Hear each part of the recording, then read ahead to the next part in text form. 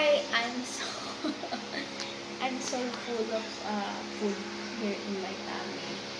Right now, I just eat a lot of pancit and a lot of noodles. So, hello.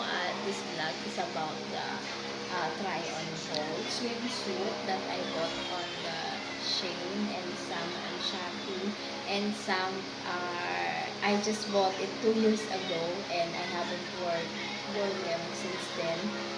And then this is the one that I purchased recently, and I'm sorry for the belly, but this one, even though it's color white, it has a good fit and it gives an illusion of, I wear a black swimsuit before, but I thought it will make me a bit thinner, but I was wrong.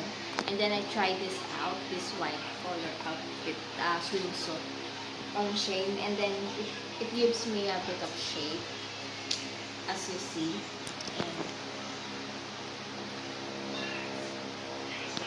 And the next video, I will try another swimsuit.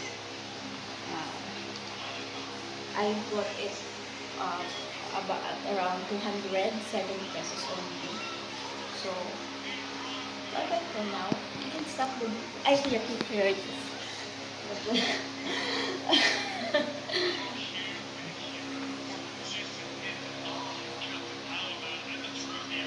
Sorry, this is all I got. I don't have a sexy body. But you know what, a little bit there, so that I will not look big on the